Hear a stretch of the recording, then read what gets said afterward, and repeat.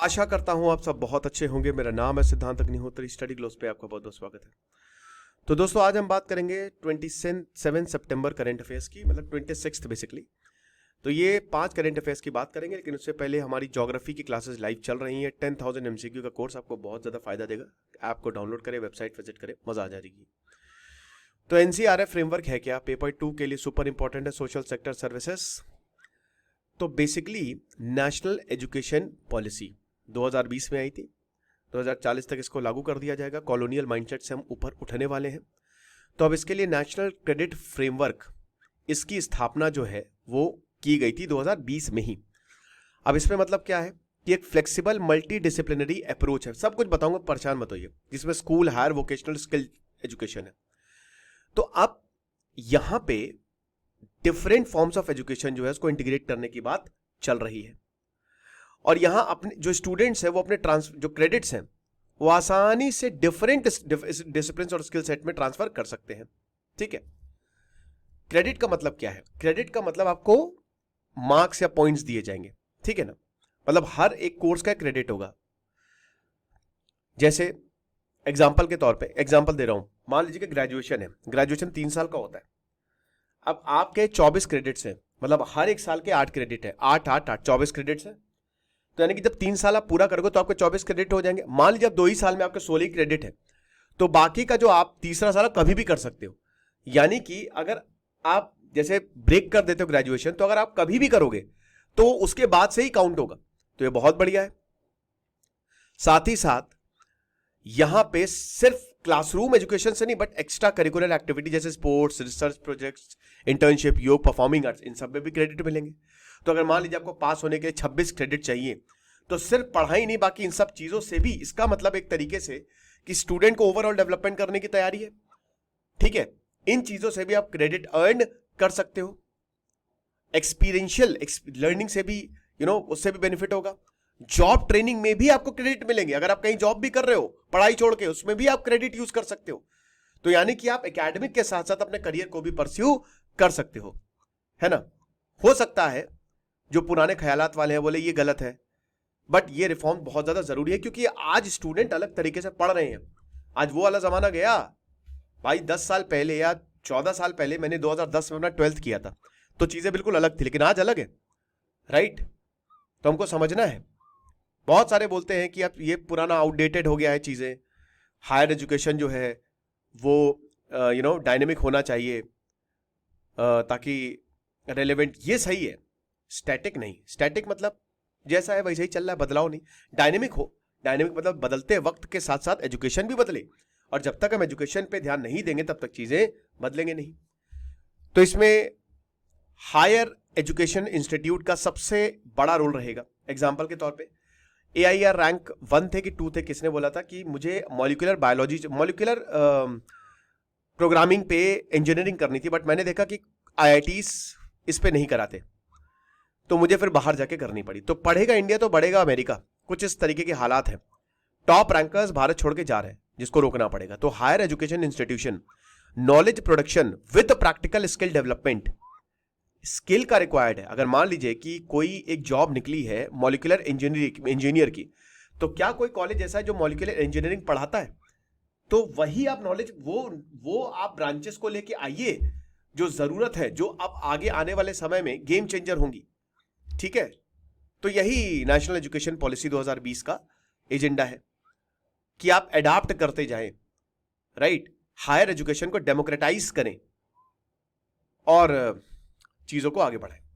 जहां तक vocational training और नॉलेज प्रोडक्शन का सवाल है, तो अगेन बैलेंस्ड अप्रोच की जरूरत है।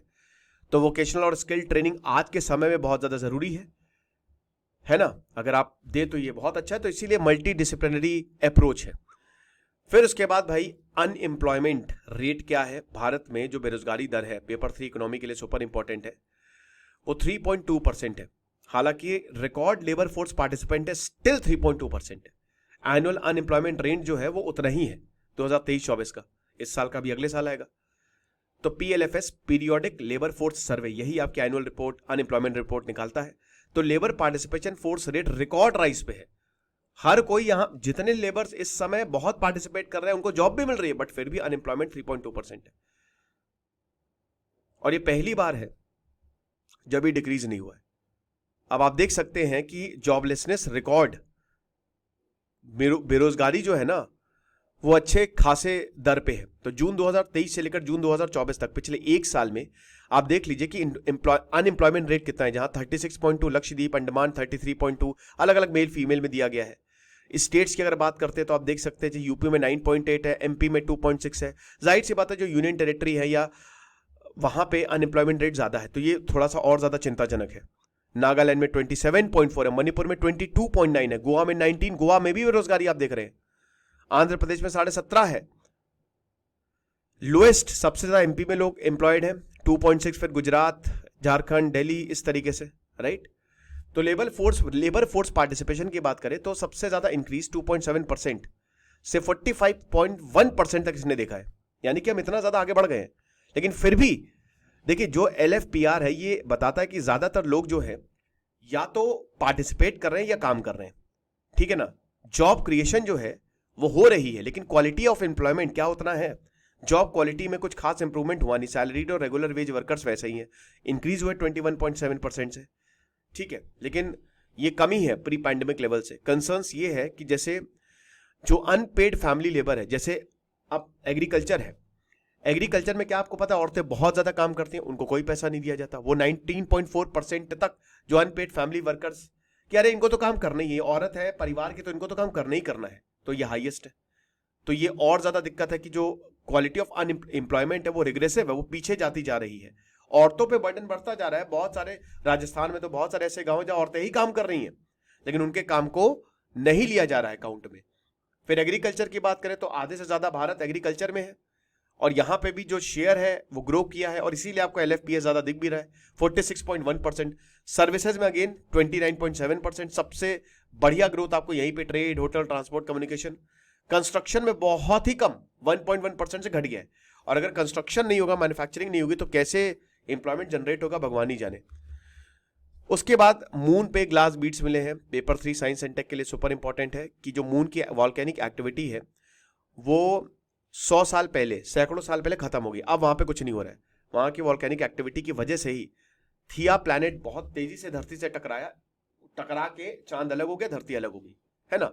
लेकिन यहाँ पे स्टडी पब्लिश हुई है साइंस में 5 सितंबर को, उसमें कुछ बताया कि जो वॉल्केनिक एक्टिविटी है वो 120 मिलियन ईयर्स एगो, यानी कि लगभग 10-12 करोड़ साल पहले ये वॉल्केनिक एक्टिविटी देखी थी हमने, यानी कि सैकड़ों साल पुरानी नहीं है, अभी 120 मिलियन ईयर्स एगो हुई थी वॉल्केनिक एक्टिविटी।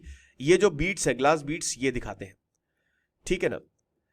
तो अब भाई जाहिर सी बात है कि इससे हमको पता चलेगा एटमॉस्फेरिक कंडीशन और टेक्टोनिक प्रोसेसेस क्या है, क्योंकि वॉल्केनिक इरप्शंस जो है वो they are very important. Bharat दुनिया में लाइफ क्यों है, इन्हीं वॉल्केनिक इरप्शंस की वजह से। वाटर, एनर्जी, न्यूट्रिएंट्स इन्हीं वॉल्केनो से, इन्हीं ज्वालामुखी से निकलते हैं। तो चंद्रयान 4 अब अभी 2028 में जाएगा, और 5 भी है। 70 सैटेलाइट्स अगले 5 साल में हम लॉन्च करेंगे, और यहां पे पहली बार चंद्रयान 4 जो है वो सैंपल कलेक्ट करके भारत वापस लेके आएगा मून से, तो बहुत कुछ पता चलेगा। तो यहाँ पे जो बाई विन वैंग है, इन्होंने रिसर्च जो है वो कंडक्ट की, चाइना के, चाइनीज एकेडमी ऑफ साइंसेस के, और लूनर ग्लास बीड्स को इन्होंने एनालाइज किया। चैंगी 5 मिशन जो चाइना ने चलाया है मून पे, तो बताया कि ये जो बीड्स है या तो ये वॉल्केनिक एक्टिविटी या फिर इंपैक्ट इवेंट्स की वजह से फॉर्म हुए हैं, है ना। और इसी वॉल्केनिक इरप्शंस की वजह से बहुत बड़े बड़े ग्लास बीड्स जो है वो बनते हैं, जिसको हमने एनालाइज किया है। हो सकता है एस्ट्रोनॉइड या मीटेराइट्स का भी इंपैक्ट हो, इंपैक्ट इवेंट मतलब वही टकरा गए हो तो उसकी वजह से भी ग्लास बीड्स बने हो, लेकिन ये पॉसिबिलिटी है कि ऐसा हुआ होगा। तो वॉल्केनिक ग्लास बीड्स जो है वो ज्यादा यूनिफॉर्म है। इंपैक्ट ग्लास बीड्स जो होते हैं उनमें शॉक फीचर्स देखने को मिलते हैं, ठीक है ना। तो आप ओरिजिनेशन पता लगा सकते हैं, और इसमें मल्टीपल फैक्टर्स होते हैं, केमिकल कॉम्पोजिशन कैसा है, फिजिकल वो दिखने में कैसे दिख रहे हैं, आइसोटोप्स जिनका same atomic number but different mass number होता है, उन पे भी हमको देखना पड़ेगा। इसमें से 3 तो कंफर्म ही हो गए हैं जिसमें वॉल्केनिक एक्टिविटी से हुआ है। तो वॉल्केनिक बीट्स जो है उसमें high concentration of sulphur, potassium और रेयर अर्थ एलिमेंट्स देखने को मिलता है, जो कि यहां दिखा है, ठीक है।